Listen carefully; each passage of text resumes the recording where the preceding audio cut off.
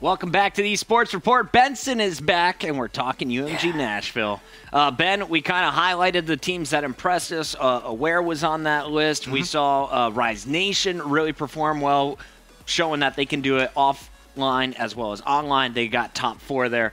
Most Wanted finishing top 3. Very good performance from them. But now we're pointing out the guys who kind of underperformed. Yeah. The first one was Nation and Evil Geniuses, who finished top 16, where a lot of people never expected, everyone thinking that they would probably win their group or get second in the group and be guaranteed at least top 12. Yeah, and I think it's fair to put them both there. Another team as well that is worth mentioning is Team Envious. Now, this is a Team Envious which a lot of people maybe start saying, oh, I don't think they played too bad. But you know, Gfinity champions, and they finished bottom of Pool B. They lost to Noble and Vex, 2 teams which, considering this is the team that finished top of the season, you expect them to come out and beat. Yeah, and a lot of people were having them win Pool B. I wasn't so sure. I had Denial coming out of this one, and Denial did go on to win it. But what was really surprising was the start to the weekend, where Noble took them out in Game 5. It was 3-2 in favor of Noble. Envy kind of got a little bit of credit back when they 3-0'd Denial. But the shocker was when they lost to the open bracket team. Vex came in and 3-0'd them. That's Pluto and the boys. Yep. They came in and 3-0'd Envy. 3-0 is the crazy part. The G3 champions and the squad that was just in the finals of UMG Dallas, or UMG Dallas, and our Season 3 leaders through the regular season. Leaders by a dominant margin as well. It is a team which have looked so good. So, realistically, to finish bottom of the... I don't know. Something must have not been right with Envious. And, you know, all right, they've still managed to get a decent placement, but not placing in the money, just considering how well and how dominant they've been, in our eyes at least, puts them as an underperforming team. All right, let's show you what happened after Envy went out at the bottom of their group. We'll show you how they made their run. First, it was a 3-0 over Sinister. Then that epic battle that got everyone excited on Saturday, Envy or EG for top 12. It was Envy coming out of that one. From there, they faced Noble, and remember, Noble beat them 3-2 in the pool. They got a lot of revenge going 3-0 in that match. Yep. A very tight, scary series against Curse, where some bomb glitches arguably helped Envy win, changing the momentum. And then Envy, of course, finally fell to Faze. So they had a disappointing Friday, a disappointing start to Saturday, but they did finish strong. That's something that we should give credit to. But, I mean, they finished top 5, not top 3, which in our book is still an underperformance. Yeah, you expect them to be in the top 3, especially, as we said, after such a dominant performance in the season and, you know, past events always being up there. But it goes back to that FizzUp statement. It all comes down to FizzUp and his knowledge bombs from what happens when you win an event, you play second at the next one, and you drop off on the third one. Yep. Happened in the last 5 events. Envy did not make money in Nashville. Let's make that clear. Way to rub it in. Next team on the list. This one, I expected it. I actually had them finishing 7th overall. They improved upon that, but I think in a lot of their fans' eyes, Optic Gaming was one of the underperforming teams this weekend. To lose to Rise twice, not good enough. But that's the thing. We were looking at top 5 plays, and individually, some of the plays that we saw from Optic Gaming were unbelievable. Scumpy especially had a fantastic event. He actually had the highest KD of any player at UMG, so he had a great event, and he got some pretty impressive clips. And Proofy. Yeah, Proofy as well. He's had so much sort of eyes, and the fans have been saying, yeah, Proofy's underperforming. He's the reason. But at the end of the day, this is a player who's just fantastic. You know, he had a great event as well, I think it's fair to say. When Karma first mentioned that he was leaving Evil Geniuses, a lot of people were talking about, well, should Optic replace Proofy on this squad for Karma? I think Optic Gaming made the right decision. Proofy showing them that this weekend. He had a stellar tournament, but the squad as a whole, I think it was really those Rise matches that had people frustrated, disappointed. We saw on Twitter, you know, Optic Nation out, so all the eyes were on Optic Gaming. Yep. And for them to fall and finish outside of the money was a big shocker. A big Game 5 for Rise Nation to take that series. Now, Optic did beat some strong teams. They took out Stunner. They took out Team Caliber, ended their run in the losers bracket before falling to Rise for top 4. It was just interesting, as you said, you know, struggling to finish out and close those S&Ds out, something which Optic have been, you know, traditionally very, very strong at, S&Ds, and they're great strategies that they have. So maybe they're just trying something different out, getting ready for Season 3. All right, so those are the underperformers. I think it's better, though, to focus on the positive here. And one of the major positive stories this weekend was Faze. Faze Black, now the only Faze squad. Mr. Benson, good try. I'm just saying. Parasite added to this lineup was a huge question for people at the start of Season 3, of course. They booted Saints for Season 3, gave him the out. Censor and Apathy decided that Parasite would be a strong fit for this squad. Dito was a core member all the way through Season 3 up until the last month and a half. And then Karma came in, arguably the best player in Call of Duty history. He's an easy pickup for any squad. Censor and the boys jumped on that opportunity. You're never going to say no to Karma. If he's available, you're going to pick him up. It is as simple as that. But it's interesting as well because Parasite and Karma, they obviously have a lot of history together. Some, not the best memories, I'm sure that they would agree, but they were world champions. You know, it was a teammate of Karma's. And if you guys watched any of their scrims, any of their Call of Duty Pro League matches, you noticed the arguing amongst his team. These guys made it clear that they were not necessarily friends. They are teammates. They are teammates. Teammates, not friends. Teammates. And there was a lot of fighting, a lot of arguing over strategy, a lot of bickering and calling out each other when they felt one another made a wrong play. Now, I talked to Parasite before the tournament, and I asked, is this going to be the Faze that we saw at UMG Dallas, who struggled, or is this going to be the Faze that just kind of comes together on game day like we saw at Gfinity, where they finished top 4? He said this is going to be like the Gfinity squad, and he was right. Once they got on LAN, it seemed that their communication was on point. There was no small arguments. Everyone was supportive of each other, really getting each other hyped. You saw the energy in that booth this week and a lot of smiles this weekend, which was a bit surprising. Very surprising. But for FaZe to go 3-0, I expected that in the pool. I thought that they were definitely stronger than Team Caliber. They should be stronger than the Open team, which ended up being Aware. And they're definitely stronger than Salvo, who had never been seen before. So FaZe, I expected them to come into the winner's bracket.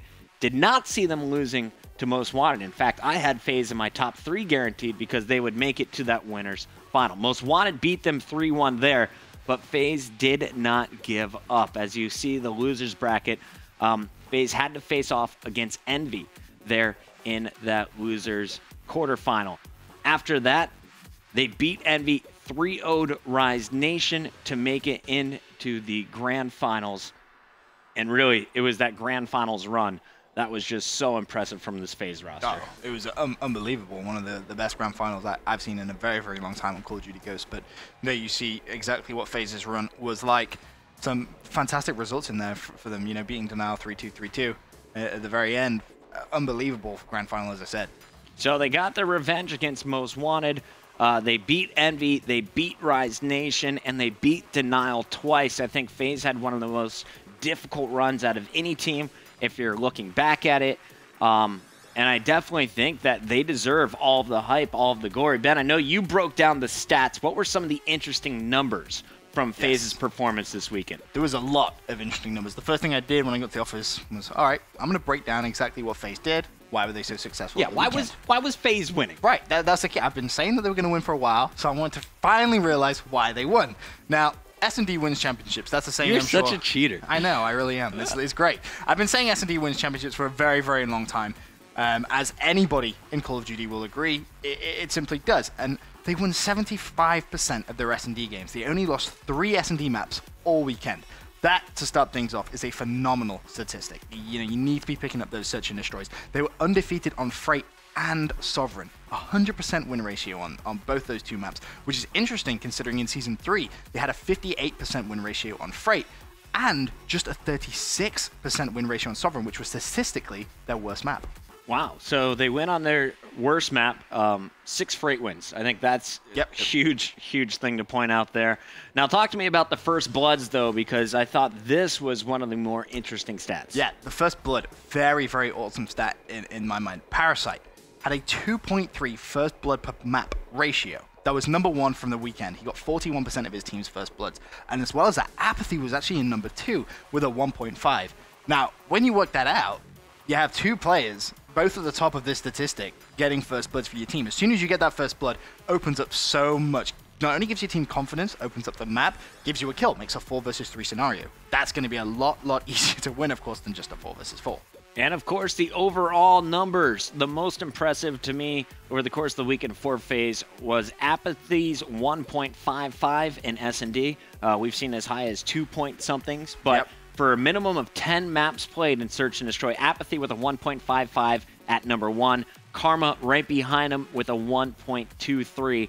These guys clutched up when they needed to most. We're going to see some of those plays in our top 5 later. But S&D belonged to Faze this weekend. Oh, it was unbelievable. They were playing out of their minds when it came to Search and Destroy. And, you know, going back to their KDRs, it was something which was improved as well from Season 3. Apathy with a 1.15 average definitely upped that from UMG. But that was just the Search and Destroy. It got arguably just a little bit more interesting for me when it got to the Respawn.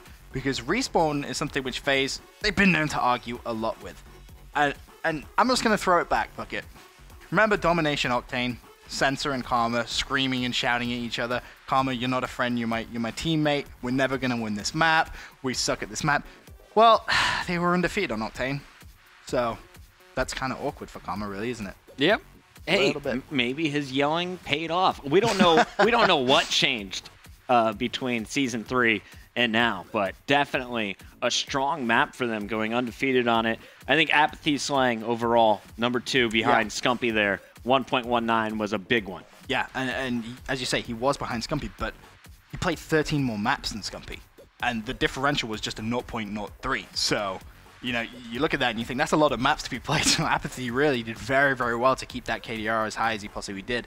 But to me, he was just a player who was really shining this weekend. Really, really did play very well in all columns. And Sensor is well known for being a fantastic objective player. 92 captures in Domination. I mean, how does someone cap 92? There's a quote from Karma in that Rage video. You never jump on flags. Well, he jumped on 92 flags over the course of the weekend at 5.75 flags per map on average. Unbelievable. Which is crazy because his Season 3 average, just to put this in perspective, same guy, same role on the team, all Season 3 long.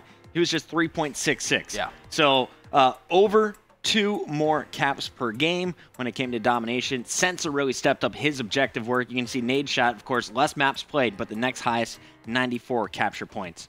Overall, Karma, we also wanted to show his KD because a lot of people giving the credit to Karma for this Faze victory. He was just a piece of the puzzle this weekend. Yeah, he really was. Don't get me wrong, played very, very well. 1.06 KDR. You know, his Season 3 KDR was 1. So, you know, not really an increase there. Not like an increase we've seen. You know, go back to COD Champs. He had a 1.21, I believe it was. He's played very, very well.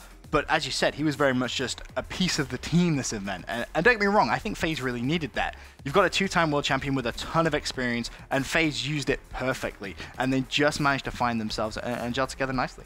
Well, I think Karma, while his numbers weren't that impressive, he definitely had some of the biggest plays over the course of the weekend. Oh, yeah. The one that stands out to me the most, he picked up 3 of the final 4 kills in round 11 S&D. Game 5, the first time they met up against Denial there in the championship. Sealing the deal, getting it done with the sniper. Karma was the man.